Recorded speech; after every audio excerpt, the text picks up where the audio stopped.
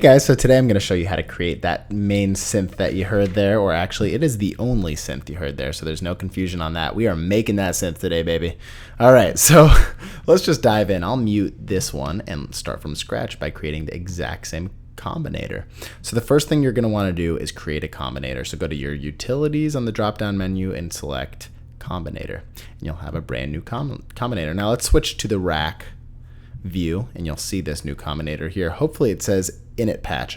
Every tutorial I'll make uses the initial patches, and if you don't see the initial patches coming up, an easy way to switch to that would be to right click on the device and select reset device. That will always bring it back to the initial patch. Inside this combinator, we're going to be right clicking down in this little black box area, and I'm going to be creating an instrument. That instrument will be a Thor. So create a Thor. Once again, make sure that it says init patch. If it doesn't, right click and reset device, and you will have your initial patch. So let's open up the programmer by clicking show programmer. Now this is going to be a one oscillator synth. There's not a lot going inside this synth, so let's just get it started. Instead of having an analog oscillator, we're going to have a wavetable oscillator, and we're going to use the mixed waves 1 oscillator right here. The position I had was set at 94, or as close as you can get. As you can see, I can only get between 93 and 95 right now. If I hold down the shift key though, I'll be able to hit 94, no problem. Alright, on this frequency, I'd like to move it up to around 7.6 is fine. And the envelope we're going to bring up to about 67. No, let's bring it up even higher. How about 85? That sounds good to me. All right, cool. Now, in this mixer section right here, you're going to want to bring the balance all the way to the left to oscillator 1. Since we don't have a second oscillator, I feel like if we bring it all the way to the left, we'll get more out of this oscillator. It sounds a bit louder, and you just get more of the signal coming through.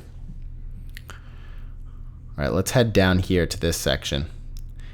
In the source, we're going to be routing our LFO1 to oscillator 1 pitch with an amount of 12, not very much.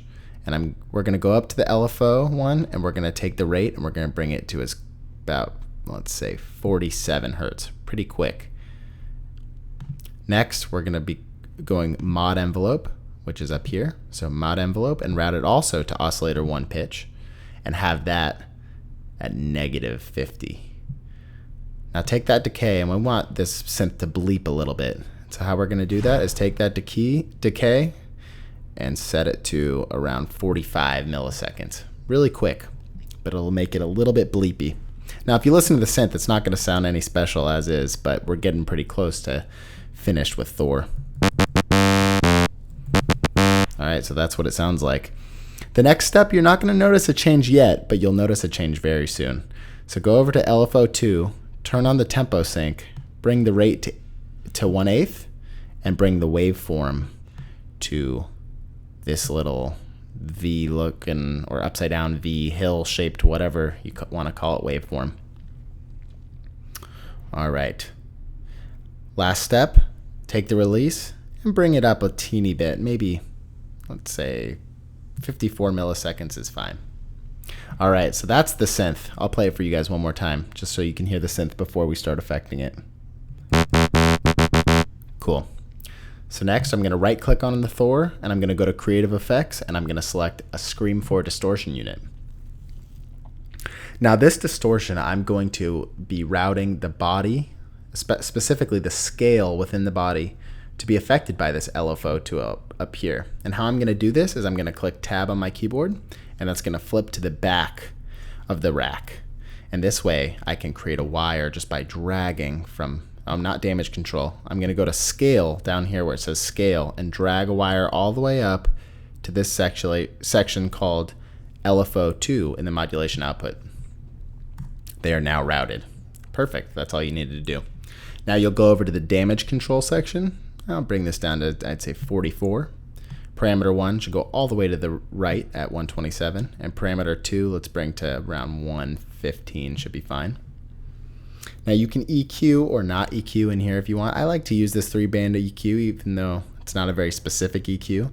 Let's just pump up those mids a little, bring it to 4, pump up the highs a little bit, and bring it to 9. You don't need to do that, but I like to do that. Now this is important. Make sure to click this little box next to body to turn it on. This body is very important. Take the resonance and bring it to about 117. The scale should be all the way down to 0. The auto should be all the way down to 0. And the type I used mainly was type B. But you can really mess around with any of these types. Also, feel free to mess around with any of these waveforms and rates. I'm just showing you specifically what I used for the demo in the beginning, but you can get really creative if you automate different waveforms, rates, types, and even mess with the scale. So let's take a listen to where we're at right now, and I can even show you what it sounds like if I start messing around with some of these knobs like the scale.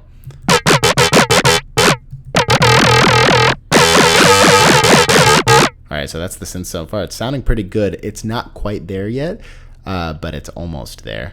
And this is what happens when I start playing with the scale.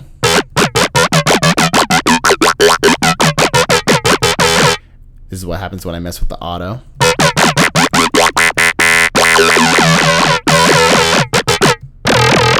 Yeah, so you really can have fun messing around with those. I highly recommend playing around with that. All right, so the next thing we're going to do is I want to make this synth a little bit fatter, a little bit fuller, and definitely have a bit more stereo feel to it. So right-click on your Scream 4, go to Studio Effects, and create a simple DDL1 digital delay line, or any simple delay.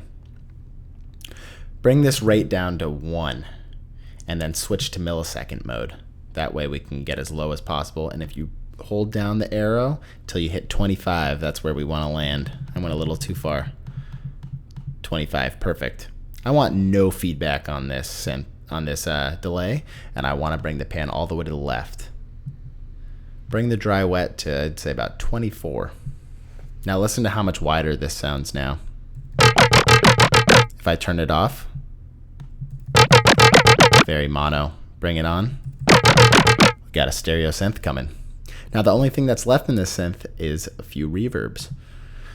So right click on top of that delay line and go to Studio Effects and create an RV7000 Advanced Reverb. Bring your dry wet down to, I'd say, around 16 is fine.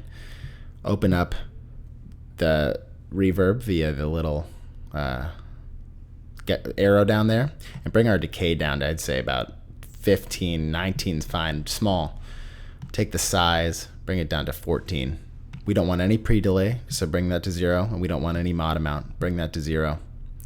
Now if you want to, you can go to the EQ and bring down the lows a bit by 11.5 dB, but if you do that, make sure to hit EQ enable or else that won't work. All right, lastly, I'm going to create one RV7 digital reverb. And with this, I'm gonna use the gated reverb. So make sure you go to gated, bring that size down to around 46.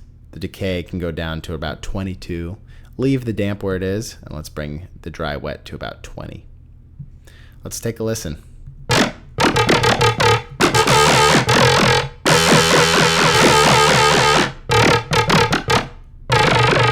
Cool. So there you have it, guys. That's the synth that I used for that song in the beginning, and I'm going to be using this synth in some upcoming tracks. So mess around with it, guys. You can get some really cool sounds from this simple one oscillator synth. All it takes is automation and a little creativity.